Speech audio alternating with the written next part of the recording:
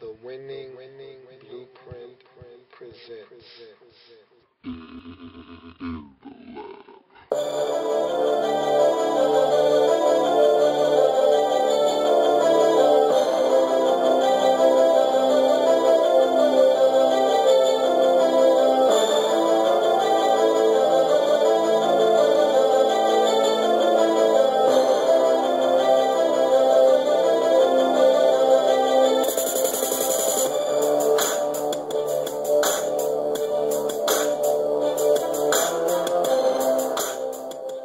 In the lab room.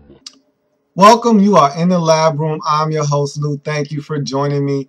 And it's Monday, and I've got a lot to smile about. Only one thing really has me down today, and that was the Redskins not being able to pull it out against the Giants yesterday. They took that was a hard loss to swallow. Again, when you come that close to winning and just can't pull it out, it shows that you're just not a good football team. And we're not yet, but again, it doesn't make that loss any easier to take. But other than that, it was a wonderful weekend for me. I can't complain about much. Right now, I am currently 11-1 on Sunday. And what is so disappointing is that one loss has cost me the football pool. Had I not lost that one game, I would be going to Monday night right now with a chance to win the football pool. So that's very disappointing as well. But look, 11-1 is nothing to scoff at. And if I wanted to win, I needed to be perfect. And I came within 2 minutes and literally a minute and 28 seconds of doing that. The Buffalo Bills let me down. And again, that's my fault. You don't trust the Bills. You don't trust the Bills. I don't trust the Bills. I said I don't trust the Bills. They were supposed to be in the same category with the San Diego Chargers. But, again, look, they were home. Two teams that aren't very good, in them and the Titans. And I gave them the nod because they were home, and I got burnt. What can you do? Today, I've dubbed today Reminder Monday because a lot of things happened over this weekend that just reminded me of things that are easily to forget. And so as we go through the course of today's slate of games, as we go through the weekend that was and go slate skating, you're going to hear me talk about someone reminding me of something. And that's going to be the common theme for today. Players, teams reminding me, just in case you forgot, because I know I did, just in case you forgot. I thought that some of these players, teams, coaches, whoever, just reminded me if you forgot.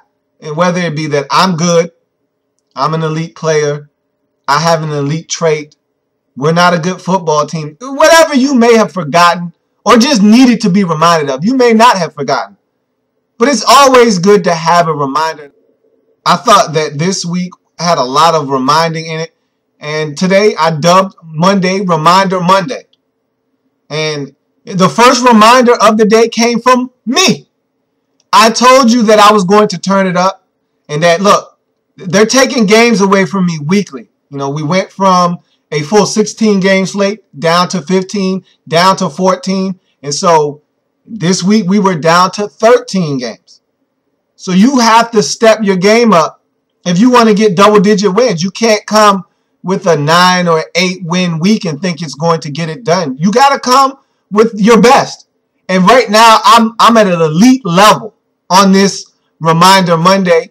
I'm 11-1 with a chance to finish out the week at 12-1, and I don't have any doubts that I'm going to do that tonight. And so if I finish up 12-1, that's as elite as you can get without being perfect. And I just missed being perfect by a minute and 28 seconds. You know, of course, pending tonight's victory, and we'll talk about that game later, but I had to remind you that I'm good at what I do.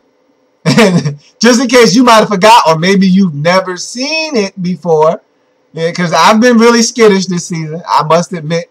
But I had to remind you that, look, I can get it done. I can flat out get it done when I have to buckle down and turn it up a notch. And I needed to turn it up after not getting double digits a week ago, and that's what I did, and I look to do that from here on out. So let's get into the weekend that was, and let's go slate skating. The weekend. The weekend that was. We're slate skating. We're slate skating. We're slate skating. We're slate skating.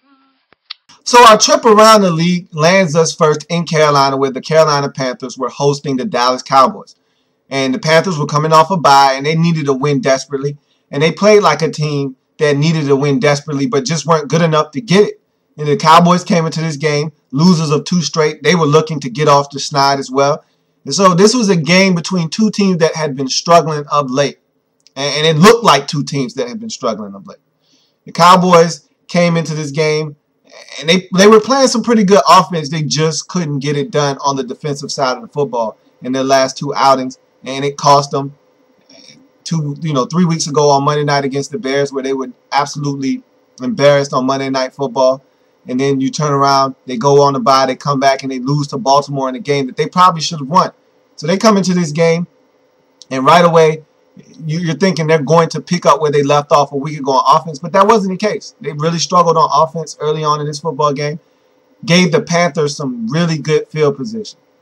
And the Panthers did absolutely, I thought they absolutely squandered some prime field position to score some points in this game, did the Panthers. They got the ball right around, the opening kickoff, the Cowboys kicked the ball out of bounds. So you don't get a better start than that. You start at your own 40-yard line. So we're talking 2.5 first downs, and you're looking at maybe field goal. And the Panthers weren't able to muster that up. And they punt. Being that they started at their 40, that's already good punting position. So they pin the Cowboys deep, get a stop. Cowboys kick it back to them. They get the football right around where they, gave it back to the Cowboys, where they had to punt and end their last drive right around the 40-yard line. So it's more prime field position. They do nothing with it. And I thought that was an opportunity early in the game to kind of set the tone, and kind of give yourself some momentum early in this football game. They wasted it. And that's what bad teams do. That's what teams that are struggling, like the Panthers are, that's what they do. So, I also noted that watching Cam Newton this year, he frustrates me. You're a dual threat quarterback. Run. Run. You should have 7 to 9 carries every game, because you drop back to pass. If you don't like what you see, run. You don't do that enough. If it's not a called run, out of the option look, out of the spread look, you're not going to take off, it seems like. It's like you don't want to run anymore. And your team is at its best when you run. Now the defense has something else to think about. But for some reason this year, you want to prove you're a pocket passer. Run! So the Panthers, they get opportunities in this game. And again, I told you they squandered them early. They get into the red zone. They drive the football down the field, get into the red zone. And Cam Newton, he's just not being smart with the football this year. He's not making smart football plays. They get in the red zone. They put some pressure on him, and he throws an ill-advised pass in the end zone that's picked off by the rookie Morris Claiborne for the Cowboys. You can't take points off the scoreboard if you're Cam Newton, if you're the Carolina Panthers. You need every single point you can get. You're struggling on the offensive end. You're struggling to win ball games. You need every single point you can get. So throwing the ball in the end zone, off your back foot, under duress, ill-advised, is not what you want to do, which turned into a turnover, which took points off the scoreboard, which was not a smart play by Cam Newton. So the Cowboys proceed to pick up a couple first downs after that turnover. And Romo was sharp in this game. Early on, Romo was razor sharp. It wasn't resulting in points, but he was doing his job. Kevin Ogletree had a couple of drops, and he bobbled the ball on a third down that would have been a first down had he caught it cleanly. When he bobbled it, he ended up in front of the first down marker instead of past it, so they had to punt. Romo was sharp. He did his job. Some guys let him down, including Miles Austin, who on this possession, after the turnover by the Panthers, he fumbles a ball on a crossing route. He catches it. He's open. He's running for yards after the catch. Gets poked out from behind. Luke Kuechly recovers the fumble, runs it into Cowboy territory. And so the Panthers are back in business right before the half. At this point in the game, it's a 3-0 lead, so the Panthers are still in this football game. Cam Newton decides to run on this possession. And they're at their most effective when Cam Newton decides to tuck it and run. I don't care if it's a called run and he needs to run more out of the pocket when the play breaks down, but he tucked it and ran, got them into prime position to score, and this time they were able to take advantage of it with a crossing route to Brandon LaFell, who gets in the end zone, and the Panthers get the first touchdown of the game, 7-3, as that is the score at the half. Louis Murphy was really a problem for the Panthers in this game. And he's a receiver for the Panthers, so that's not a good thing if you're a Panthers fan. He has some critical drops in this football game. He had 2 drops on third downs that, if you're a Panthers fan, you can't have, because you're already struggling on offense to score points. You need to be able to continue to sustain drives, give your offense a chance to make plays, and he didn't do that. He dropped some passes, and these were easy catches, and he just wasn't able to secure these catches and help his team continue to stay on the field on offense. So that was very disappointing if you were a Panthers fan, if you were a Panthers player, coach. Guys like Louis Murphy, who you got in free agency, you need them to step up. You need them to step up. Another big play in this game, or lack thereof, for the Panthers was they had an opportunity to pick Romo off. And as good as Romo played, he still gave them a chance to make the big play. James Anderson, deep in Cowboy territory. They had the Cowboys pinned deep in their own territory. Had an opportunity to pick Romo off. He threw it right to him. Romo threw it right to him. I don't even think he saw him. James Anderson dropped the football. If you want to win games in the National Football League, when you get opportunities to make plays, you got to make them. He didn't make it. And the Cowboys proceeded later on in the game to drive down. Miles Austin atoned for his fumble early on with the catch and put the Cowboys around the 40-yard line in Panthers territory. And then on the next play, he went up top, touchdown catch in the corner of the end zone. Beautiful pass from Tony Romo. Beautiful catch from Miles Austin. And they go up in the football game 13-7. And at that point, I thought that was probably going to be it for the Panthers, because they weren't really playing good football. But they hung around, were able to keep the Cowboys from getting in the end zone again. And they got their opportunities, and they really took advantage of them late in the ball game, got in the end zone, took the lead 14-13. And I noticed something about this Panthers offense is not diverse at all. They run strictly out of the shotgun/pistol formation. They don't run out of a conventional Cam Newton under center, and that's what the Panthers really are. At heart, when they were their best running the football, when double trouble was one of the best, dual threat running back combinations out of the backfield, they ran out of a regular pro set. Now they have Tolbert. They have guys that can run the football. They have a blocking back in Tolbert that, you can sneak him the football and catch teams off guard. They just don't utilize their personnel well, I don't think. I think that the diversity on offense, or the lack thereof, is really killing the Panthers right now. Because when you play them, you know what to expect. You're getting Cam Newton, on some option read. You're getting them on handoffs, out of the shotgun, again, zone read. It's just not anything that is surprising to the defense. The Cowboys looked like they had a very easy time stopping this Panthers offense. They have to find a way to diverse that offense and make it, something different that the defense has not seen on film, because everything that the Panthers did, I've seen it many times this season in watching Panthers games. I didn't see anything new. And you're making it too easy on the defense when you do that. So the Panthers scored a touchdown, went ahead, but the Cowboys were able to get 2 late field goals in this game. And like I said, the Panthers, they don't do anything special on the offensive or defensive end.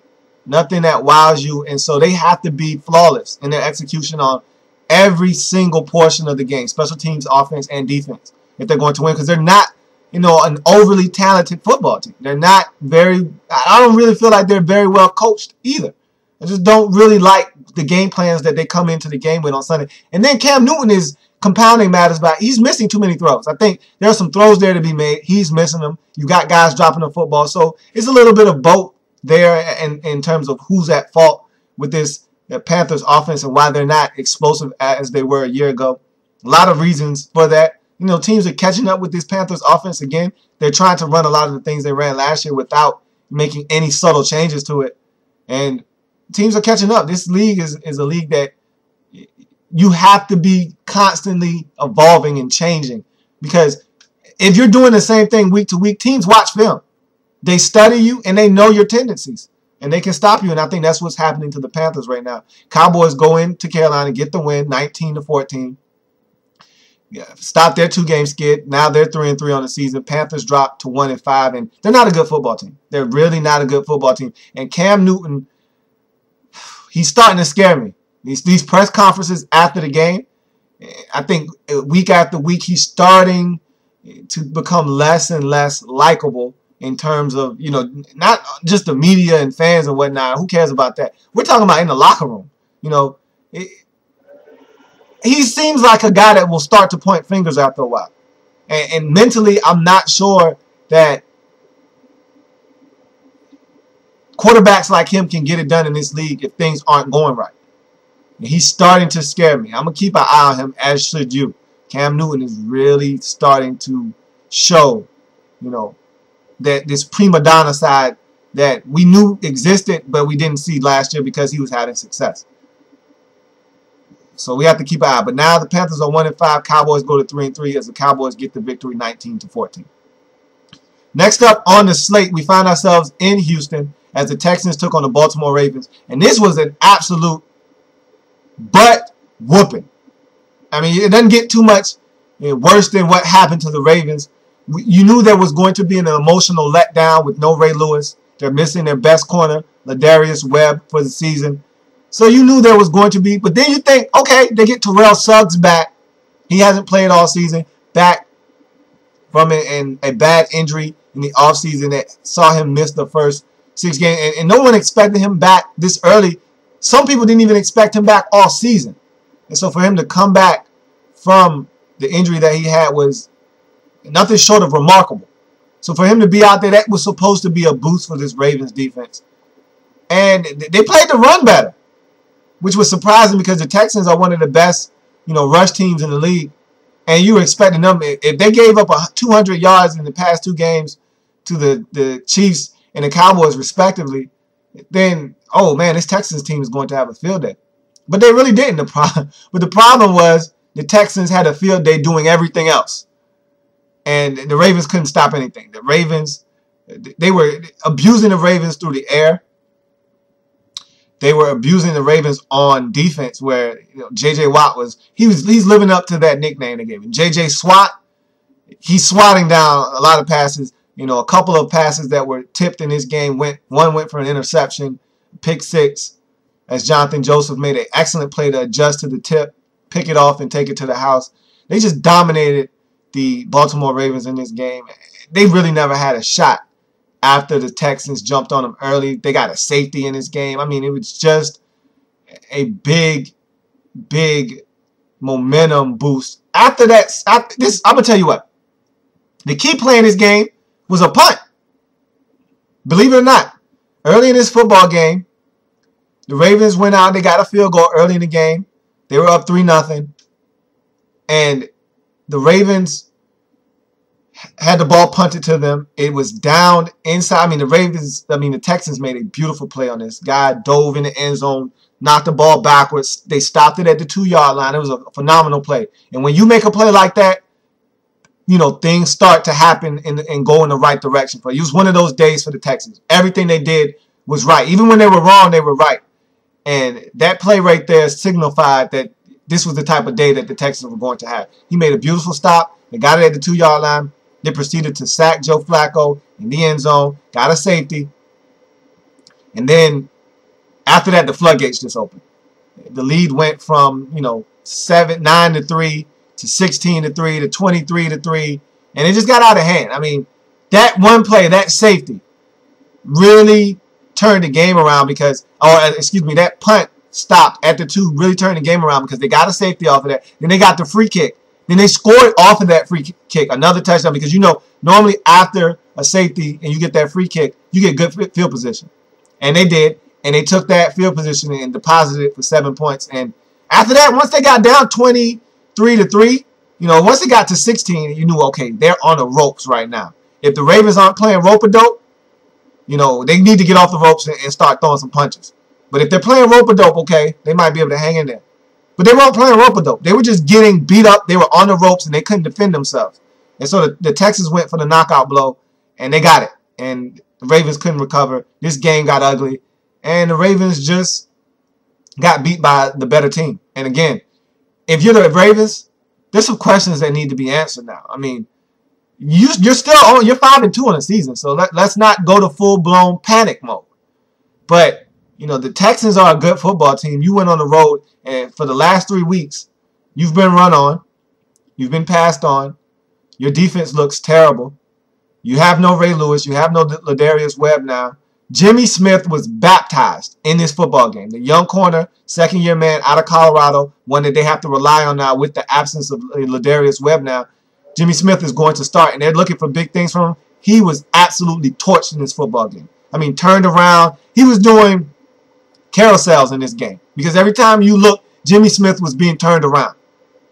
And they can't have that in the secondary. He was ate up. Kevin Walter made him look silly on a couple of plays where, I mean, Kevin Walter was wide open because he turned Jimmy Smith, absolutely turned him around. Full 360. He had absolutely no idea where, you know, Kevin Walter or the football was. And again, the Ravens have some questions to answer. In that secondary, stopping the run, you know, offensively, they need an identity. They got to run the ball with Ray Rice more. I think they're relying too much on Joe Flacco, and I love Joe Flacco. You know how I feel about Joe Flacco. But you got to run the ball. Ray Rice is your best player. Let's not act like Joe Flacco is your best player, because he's not. Joe Flacco is an integral part of that offense. Without Joe Flacco, there is no Ravens offense. But without any Ray Rice, there's no Ravens offense or Ravens win. Get the ball to Ray Rice. And I think they're losing sight of that trying to run this no huddle. Don't run the no huddle and forget about Ray Rice. They got to go back to the drawing board and figure this thing out. They're 5-2. They're still on top of their division. But don't look now, but the Steelers, if you don't tighten up, will be right there knocking on the door. So this one got ugly, and this is one of those games you don't even watch the film. You just tear it up, start over, and forget about this one. Ravens go down to the Texans 43-13. This was a laugher. The Texans really rebounded off of that horrible loss at home to the Packers on national television. Rebounded well. They looked good in every sense of the word, and they really took care of business. 43-13. Ravens drop to 5-2. Texans go to 6-1 on the season. So we travel next to Indianapolis, where the Colts welcome the Cleveland Browns in a matchup of two rookie quarterbacks, two members of the starting five taking on each other. The first time this has happened within the starting five. So you have two rookie quarterbacks, two members of the starting five taking on each other. One being Brandon Weeden, bringing his Cleveland Browns off of their first win, trying to get another one on the road against Andrew Luck, another member of the starting five, as he has his Indianapolis Colts trying to get to 500 on the season. So this was a very compelling matchup. And I thought that Brandon Weeden held up well in this football game. I thought he played an excellent football game, to be honest with you. Probably played well enough to win. But first thing I noted in this game is that Indianapolis came out of the gates with an excellent opening drive. And I thought that they set the tone early on for what they wanted to do in this game, which was run the football. I thought that was a very smart ploy by Bruce Arians. He gets it. And he seems to understand now that they can't win with Andrew Luck chucking it up 45 times.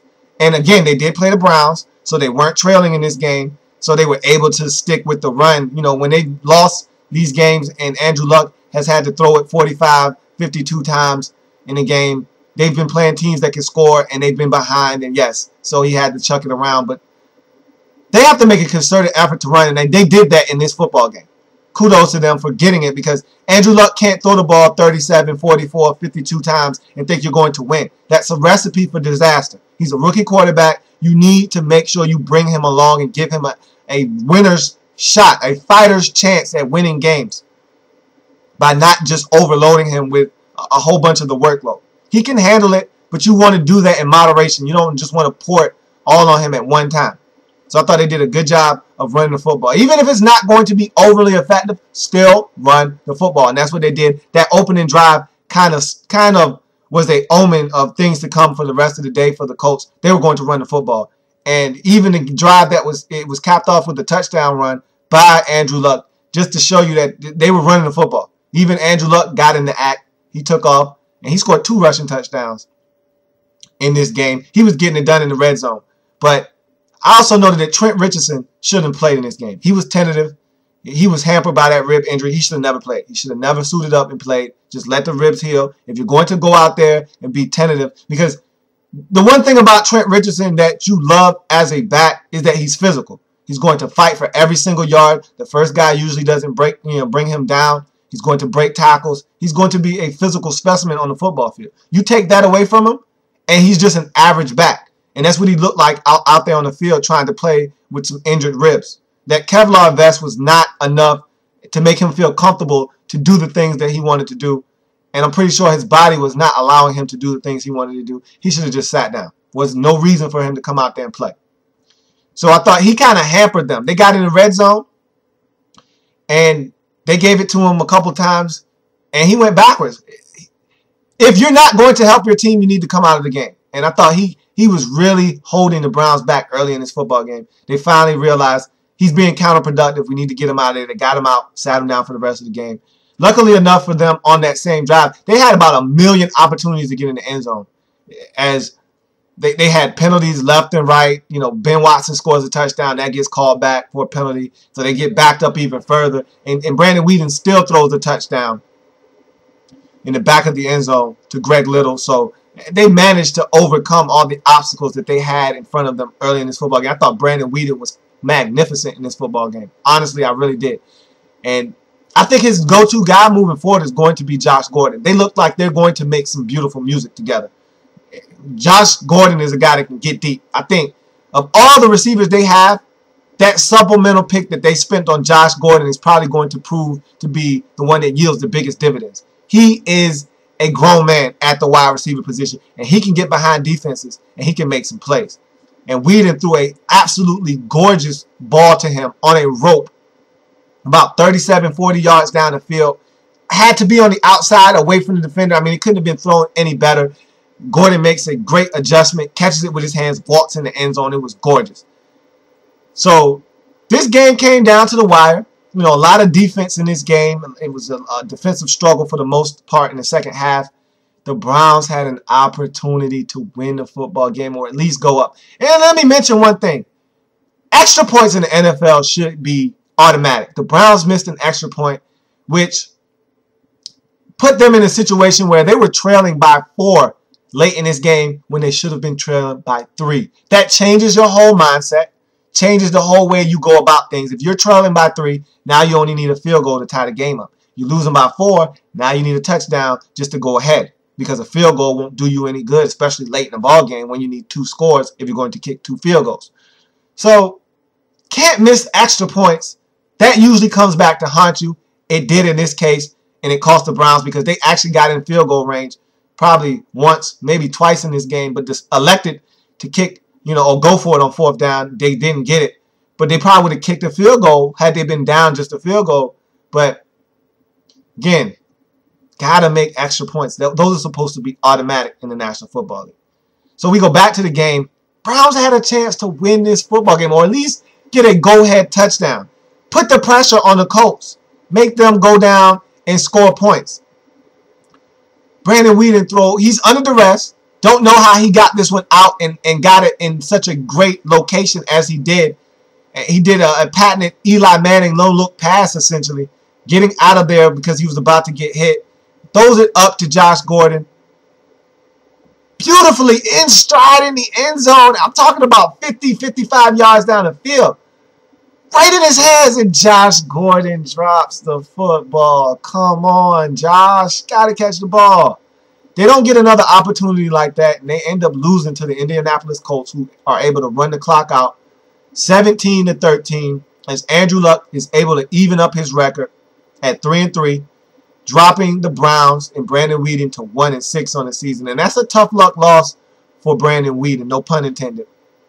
They had an opportunity to win this game. I thought Weeden played well enough to win, and they just didn't get it done.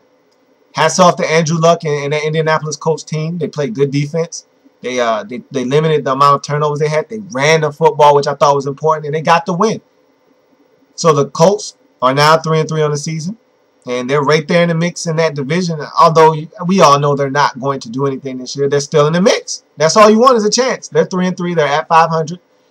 Meanwhile, the Browns had another tough loss. They're 1-6 now on the season, and again, they played good enough to win, especially on offense, but couldn't get it done. So we move on. Our next game was my sole survivor pick of the week. The Arizona Cardinals traveling to Minnesota to take on the Vikings. I thought that the Vikings would be able to win this game just because I didn't trust John Skelton and those Arizona Cardinals coming off of the loss they had a week ago to Buffalo at home. You can't lose to Buffalo at home. They did. And so I thought that they were struggling. They were a 4-0 team, one of the last undefeated teams in the National Football League. And they haven't won since being 4-0. They've dropped 2 straight coming into this game. I thought there was going to be 3 straight. And I was right. The Cardinals came in, but I tell you what, though. John Skelton played a pretty solid football game. I was surprised. Pleasantly surprised. He actually played well within the confines of that offense. He really didn't make too many mistakes. Thought he held on to the ball too long a couple of times, which, forced them into sacks. And the defensive line of the Vikings was all over him. The Cardinals already don't have a great offensive line. So the one thing you can't afford to do is hold on to the football. I thought John Skelton did that a couple of times in this game. And to his detriment, they got to him, and they forced some fumbles. And you can't hold on to the ball, especially when your line is shoddy. And that's what he did, and they paid for it in this football game. Percy Harvin is a marvel. Opening kickoff, he takes it to the house again. It was called back by a penalty, but he's a dangerous guy back there when kicking off the football. It's someone you always have to keep an eye on. And I don't blame teams for trying to kick away from him because he gets that ball in his hand. Look out. So I talked about Skelton holding on to the ball. Well, they got into the red zone on a nice drive by the Cardinals. It was a nice mixture of run and pass. And he held on to it, and Brian Roberson got to him, forced a fumble. Vikings recover, and that took points off the board. The Cardinals were in the red zone, and you can't have that on the road. When you have an opportunity to get points, you have to get points on the road. So that was a big turnover. Christian Ponder, what I'm noticing from him is that when his feet are not set and he's trying to throw the ball, vertically, not diagonally, vertically. When he's trying to get the ball going up the field and his feet aren't set and he's moving forward, he tends to put a little extra on it and airmail it. And bad things happen when Christian Ponder's feet are not set and he's trying to throw the ball vertically. It happened again in this game. It happened last week against the Redskins where he airmailed an easy, simple pass to his tight end out in the flats up the field. And Madu Williams picked it off and took it to the house. It happened again this week as he overthrew a receiver down the field and the Cardinals were able to pick it off. He's got to stop doing that because the Vikings are a team that relies on not turning the football over, not beating themselves. They're not going to wow you on offense. They're a solid defensive group that gets it done. Again, they're not overly flashy in anything that they do other than, in the return game with Percy Harvin and Adrian Peterson running the football. And so you can't have the turnovers. This is one thing that the Vikings have done well this year and why they're 5-2 on the season. It's because they don't turn the football over. They don't beat themselves. And Christian Ponder had a terrible game against the Cardinals. Luckily enough for him, the defense rose to the occasion, were able to keep the Cardinals, for the most part, in check. And his turnovers weren't egregious enough to affect the ball game. It could have been. His turnovers could have been catastrophic, but the defense played so well, and they picked them up. They got a turnover of their own. Harrison Smith picks off John Skelton, and his one glaring mistake in this game, other than holding on to the football, he threw a pick right to Harrison Smith, who picks it off, his first career interception in the NFL, and no better way to christen your first interception by turning that into a touchdown as he ran it back in the end zone. I thought that was the backbreaker in the game. That put the Cardinals up by 14 by 2 scores, 21-7 in this game. And the Cardinals, you knew they weren't going to come into Minnesota and score a whole heck of a lot of points. That's just not what they're doing right now. And they lose by 7. And that touchdown, of course, counts for 7 that they gave up on that interception return. I thought that was the pivotal moment in the game. You can't have that happen. Again, I talk about being on the road and taking care of the football. You need to take care of the football anyway, but on the road especially, because it's so much harder to overcome, any mistakes you make, because the momentum starts to swing in the favor of the home team when you make mistakes on the road. And it starts to mount, the crowd gets involved, and then it becomes that much harder to win the football game. I thought LaRod Stevens-Howland had a great game, though. They made him the feature back in this game, and he produced. I mean, he was well over 100 yards. He was breaking tackles. You forget about him. You're reminded that he's an excellent returner when he gets out in space. And so he reminded me that, look, man, when I'm out in space, I'm dangerous. And I really liked him because the Cardinals are a terrible running team. But they didn't look that way against the Vikings because LaRod Stevens-Howland was running the football very effectively, breaking tackles, making guys miss. And we already know he's a speedster. So if he gets a little bit of space, he can move. So I thought he was very effective in this game. And in case you didn't know, and you needed to be reminded, Adrian Peterson is an elite running back in the National Football League. You might have thought he was not all the way back from that ACL injury. That man is back, okay? He's back with an exclamation mark. He really took it to the Arizona Cardinals in this football game. And I can't wait to watch him on Thursday Night Football against the Bucs, because I think he's going to absolutely shred them on national television. It's going to be fun to watch. And he was really gashing these Cardinals. And I'm just waiting for him to bust off one of those patented 60, 70-yard runs where he makes a cut in the hole, makes a guy miss, and then he's off to the races and you can't catch him. And he almost did it about 2 or 3 times in this game, but he just wasn't able to make that last guy miss. It's coming. It's coming here shortly, and I can't wait to see it. Vikings get it done at home against the Cardinals, 21-14, taking their record to 5-2 on the season, dropping the Cardinals down to 4-3. They're in freefall mode. They started the season 4-0, and they've dropped 3 straight. And again, in the division that they're in, you can't afford to be going in the wrong direction, losing week after week, because that's a tough division. Seattle's right there. The Rams are right there. And we know what the San Francisco 49ers are. So that's a bad loss, again, for the Cardinals. But again, one that I expected them to have, which is why I had picked the Vikings as my sole survivor of the week. So again, out of 7 weeks, I was able to correctly pick, and identify a sole survivor. So I'm telling you, I'm giving out winners over here. I don't know if you want to go in opposite directions, but I'm telling you right now, I'm giving out winners over here.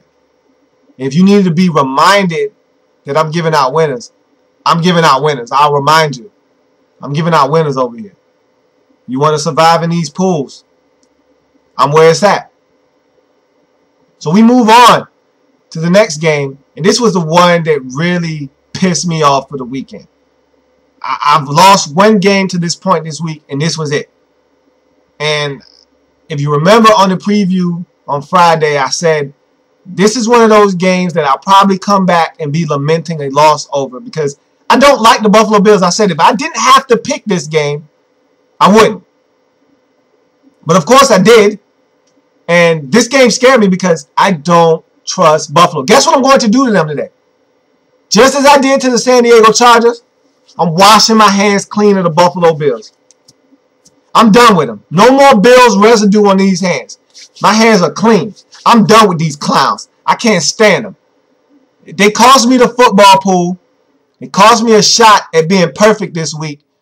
And I'm done with the Bills. I will go down and lose pools because I won't pick the Bills. But that's what I'm going to do. If they play someone that can score points, plays remotely a bit of defense, Not picking the Bills. I'm done with them. Just as I am with the Chargers, they're in the same boat. Those two teams, I'm done with them. I don't trust them. I don't like them. And I'm finished with them. I've been lied to. I've been bamboozled. And I've been laughed at too many times when dealing with these teams. And I'm sick of it. So this game right here, no defense was played in this game whatsoever. You know what? I take that back. This was a 2%er game. This was a 2%er. I call it a 2% game because 2% of defense was played. 98% offense, 2% defense. And that 2% defense, it all came from the Titans. None of it was supplied by the Buffalo Bills. The Titans were able to do whatever they wanted in this football game. And it all stemmed from the fact that Chris Johnson was getting off on the Buffalo Bills, as everyone does.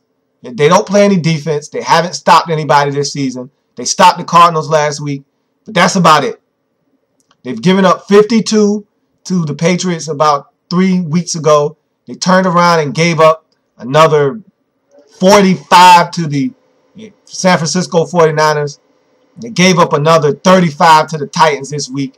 These Bills stink on defense. And Chris Johnson averaged over 10 yards a carry. Who does that in the National Football League? If you needed to be reminded that Chris Johnson can go, that man can run. He had one play that went for 83 yards in this game and a touchdown. And the burst and the pure acceleration was at its best. It was at its peak. When he's running and he gets a full head of steam, it looks effortless, and you can't catch him. It was a thing of beauty. It was like watching a thoroughbred in its prime take off and just go. I mean, he got his full head of steam. He got outside. He bounced it out, broke through the hole, and he took off. And whatever Buffalo Bills defenders were there, it was like they were standing still because he just ran by them. They had absolutely no shot of catching him. If you needed to be reminded that Chris Johnson is an elite back, he was elite on Sunday. You were reminded. And it's easy to forget because, again, he's a guy that shows up, then goes away. Shows up, then goes away. But and this is 2 consecutive weeks that he's ran the football very effectively. Maybe he's starting to turn it around. He almost had 200 yards in this game on only 18 carries. We're talking 190-something yards on only 18 carries. I mean, he absolutely destroyed this Buffalo Bills defense. But then again, who did it on this day? Matthew Hasselbeck, like I said from the start of this season, had he been the starter coming into this season, I venture to say that the Titans are over 500 right now. He should have started this season. I said if you want to win now, if you're the Titans, you go with Matthew Hasselbeck. He gives you the best shot to win. They went with the young fella, Jake Locker. They were ready to get his campaign off the ground, so they went in a different direction. And they lost ball games that they probably could have won had Matthew Hasselbeck been in the game. But he's instilled a calming influence on his offense. They never panic. They always feel like they can get it done. And it's because Matthew Hasselbeck instills that confidence in them. He has that veteran moxie about himself that says, look, we can get it done. They haven't stopped us all day. Let's go get it done. And that's what they did on that final drive of the game. They went down the field, 4th and 10, or 4th and goal from about the 11-yard line. Touchdown to Nate Washington. Go-ahead score. And the Bills really did a lot on the offensive end. They were able to move the football. But they had one critical turnover in this game that probably proved to be the difference. Ryan Fitzpatrick was sacked by Cameron Wembley, who just beat the left tackle, Cordy Glenn, off the snap, got to the quarterback, hit him, fumble, Titans recovered. They get a touchdown off that. And that proved to be the difference in the game. After that, the Bills were always chasing that one touchdown that they gave up on that possession because they were trading touchdowns in this game and the Bills were winning in that department. But after that sack, fumble, and the Tennessee Titans turned that into points, the Bills were always chasing those points. They get 2 field goals in this game. The Titans are scoring touchdowns. At some point, they scored 2 touchdowns in the second half. At some point, you need to go chase that extra point. They never went for 2. I don't know what the thinking was there. What's the difference between being down by 6 or up by 6 or 5? If you don't get it, versus trying to get that 7-point lead so a touchdown only ties it. Again, when you're in Buffalo, things don't make sense. That didn't make sense, and they lose the game by 1 point. 35-34. Titans go down the field, get a game-winning drive from Matthew Hasselbeck, game-winning touchdown catch from Nate Washington, and they get it done in Buffalo, 35-34, taking their record to 3-4 on the season and dropping the Buffalo Bills to 3-4 on the season as well. And look, they had an opportunity to win this game. They blew it, and I'm done with the Bills. You make me sick. You cost me a chance to win this pool. I'm done with you. You guys are some clowns. And if you don't win another game this season, I'll be a happy man. That's how much animosity I have for you right now. And it'll probably go away. It'll probably simmer down. But right now, I'm spewing venom at the Buffalo Bills. I don't know what to say. I'm just so angry with them. So mortified by the Buffalo Bills.